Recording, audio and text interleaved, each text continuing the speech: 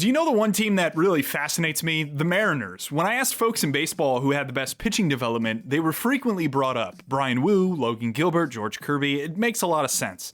Last year in the minors, their organization threw the most sinkers by a wide margin. A couple years ago, they had by far the lowest release heights in the minors with the largest sweepers. Not only are they good, they're really distinct. In perusing data from pitchers early this season, I noticed something interesting. 4 Mariners pitchers, and not just 4 random relievers, we're talking big investment arms, materially changed the spin efficiency on their four-seam fastballs in just one offseason. Put another way, they started cutting the ball more. Logan Gilbert went from 97% to 91%. Luis Castillo went from 91% to 85%. Andres Munoz dropped. Emerson Hancock, the same thing. 4 pitchers all on the same team start cutting the ball more. This can't be a coincidence. So can you change a pitcher's natural tendency? And are teams in the league being cowards for not accepting more risk in the pursuit of making arms better? In the modern game, you'll hear the term cut fastball or he cuts the ball a lot. The objective way to think about cut on a fastball is through a pitcher's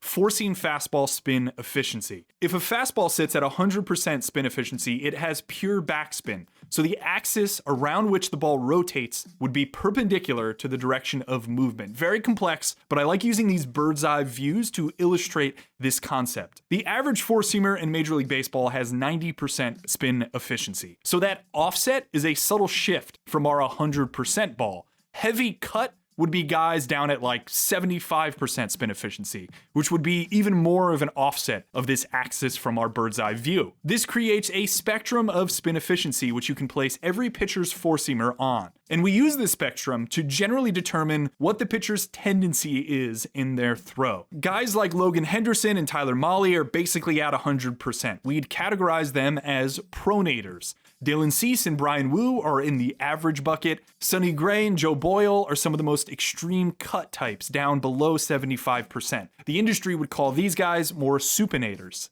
The way the hand of those extreme cut types moves into release puts them on the side of the ball so much that they're just not capable of getting behind the ball with that standard four-seam grip and creating that Logan Henderson-esque carry. Extreme cut, hand is slightly more around the ball at release. Extreme carry, you're really behind it. How one ends up at different points on this spectrum in the first place is a really good question. What I want to think about is the timing of their pronation.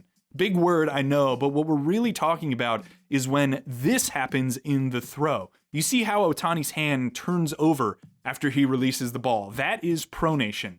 Garrett Cole does this too. Paul Skeens does this.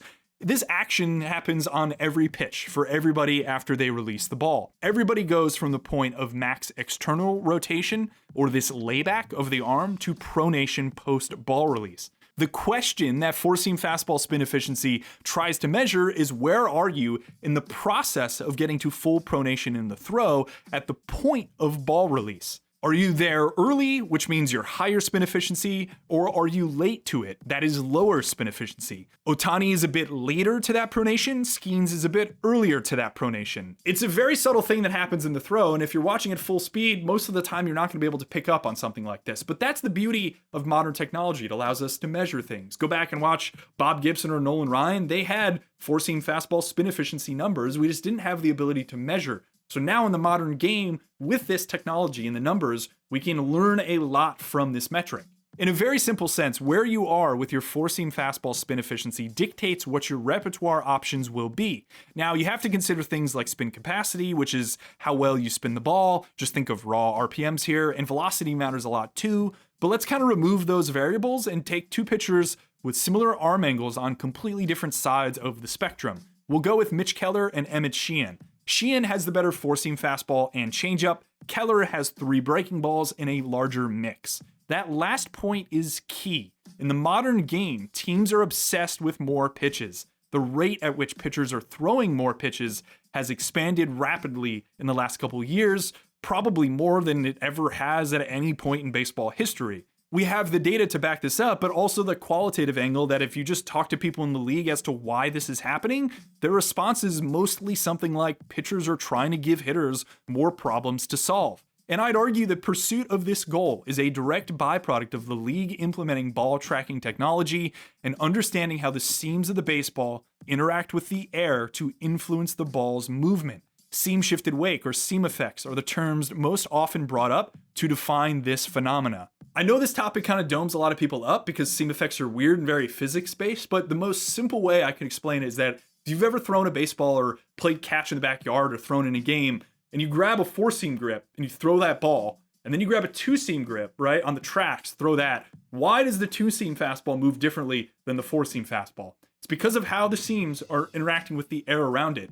Oftentimes, people who throw 2-seam are going to move more to the right. That is because of seam effects. The seams are influencing how the ball is moving, despite the fact you are just throwing the exact same way. Now let's connect these two ideas. In order to create more movement possibilities via seam effects, it's advantageous to be on the side of the ball, or cut your fastball. Guys with high 4-seam spin efficiency are not the ones adding 2 to 3 new pitches with elite shape.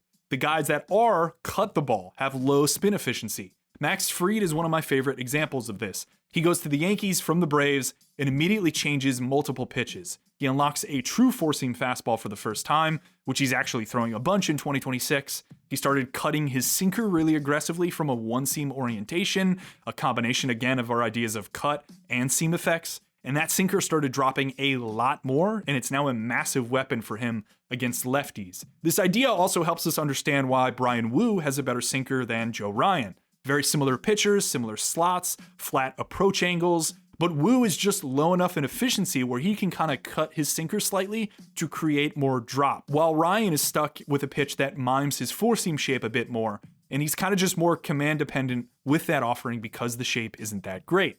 So the flow here is that Hawkeye data is really embraced by the league. Teams start to solve for seam effects and movement and understand there's this whole world as to how the air is influencing ball flight. Then they start to understand that, oh wait, in order to induce all these crazy shapes and take advantage of seam effects, you kind of have to be on the side of the ball. The guys who are high efficiency behind the ball are not those that will be able to get to all these shapes. The trickle down of that is that now on the amateur side in acquisition, a lot of the time teams are focusing on these guys who already have this tendency to get around the ball because they know, okay, we can push velocity, get them in a high performance department if it's like a D2 athlete, and all of a sudden this guy's throwing harder and throwing 6 or 7 really strong shapes that he can get major league hitters out with. Now we get to the fun stuff. If you've hung out to this point in the video, congratulations, you are officially a giant baseball nerd. The main point of me making this video is that in talking to sources to make sure I was directionally correct on a lot of what I just said, a number of people told me that they thought teams were not doing enough experimentation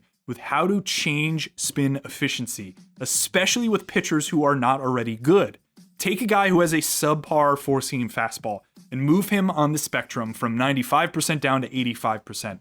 All of a sudden, you're in an area where they're going to have more options to create drop on a sinker. Maybe now they can access a viable cutter. They could throw a better sweeper. Emerson Hancock is a great example of this. He was a top 10 pick. He got paid a ton of money, and he had really struggled in the big leagues prior to this season. This offseason, however, he lowered his slot, he started cutting his 4-seam fastball more, and the returns have been really strong. A small aside I'll point out is that these lower slot types like Hancock often benefit from added cut more than others, even if it means a subtle drop in velocity. Because in adding cut, they're often gaining more verticality to a 4-seam shape from a low slot that helps it approach the zone a bit flatter. The vertical break on Hancock's 4-seamer increased with this lower slot and added cut, and his sinkers dropping 3 inches more. So combine more lift on the 4-seamer, more sink on the sinker, and we're talking about more separation between those two shapes, which is often desired for that pitch pair.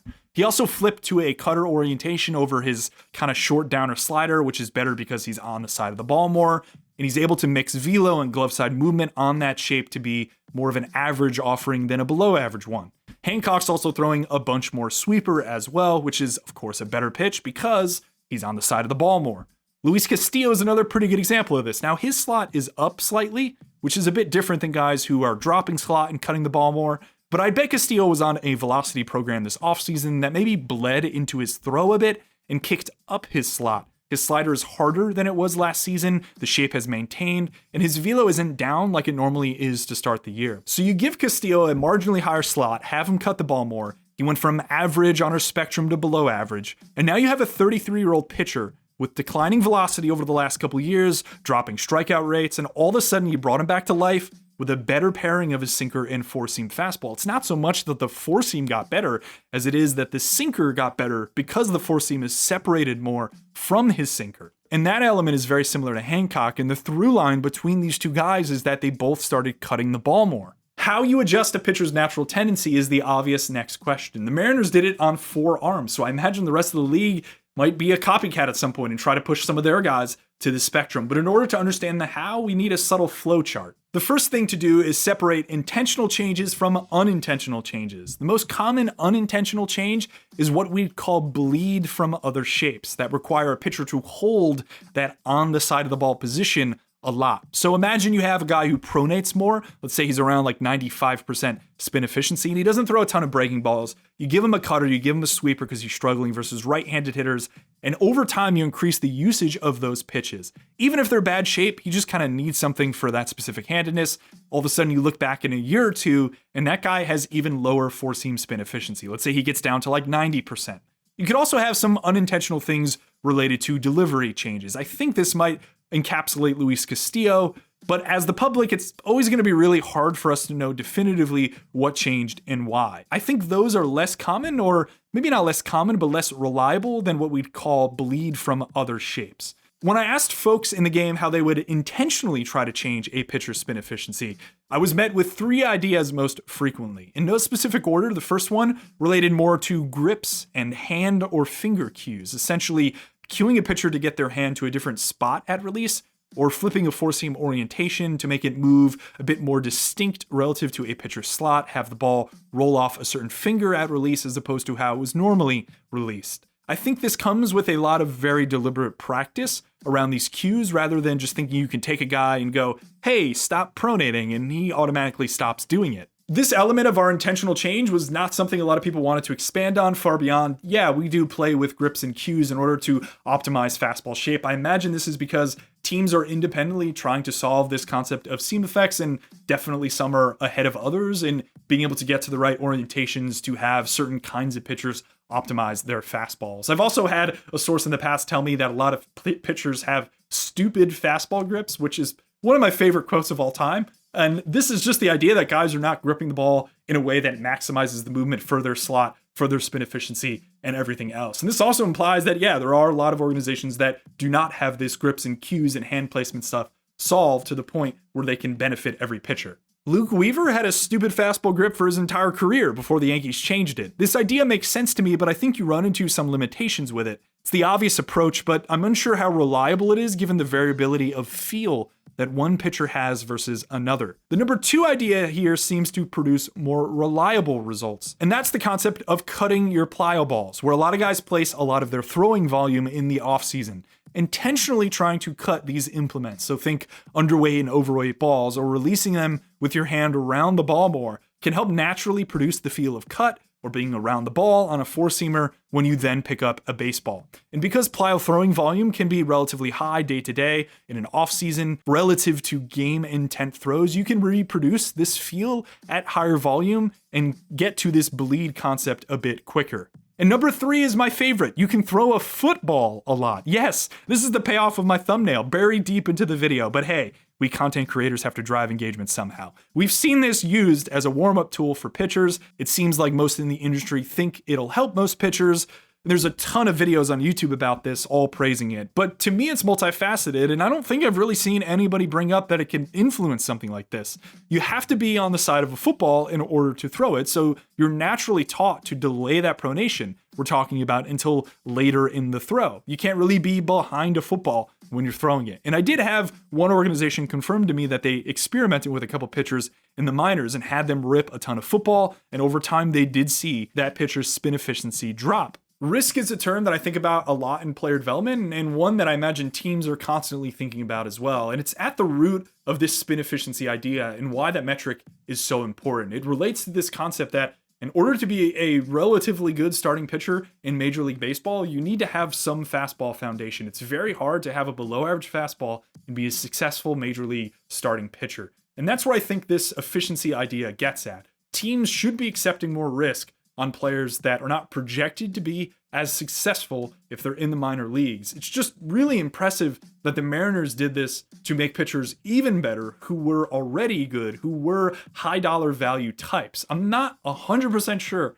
everything the Mariners did with these 4 guys individually was intentional, but I imagine they, as an organization, are one that seems to accept an appropriate amount of risk when the potential payoff at the end of that risk, if things convert, are in a place where you can rationalize the decision in the moment. And I think that's really important for the better pitching development organizations. There's definitely probably 15 organizations in baseball that would take a guy like Logan Gilbert or Castillo or Hancock and just be as it is. They'll just take that guy as is, and they won't really be able to influence his trajectory in any way. He might have to go outside of the organization to do so. But for the Mariners to do that internally is incredibly impressive. So I know there's a lot in this video. This is definitely more advanced in the idea of like why spin efficiency is so important, but I really do think that that is one of the more underrated metrics in the modern presence of the game, primarily because of how much I hear about seam effects and teams getting advantages through seam effects. And in order to do that, you have to be on the side of the baseball. And more teams probably should be influencing things in order to get guys to spots where they can maximize how good their repertoires are. Hope you're enjoying the beginning of the 2026 MLB season. It's been a blast so far. More to come on this channel. Take care.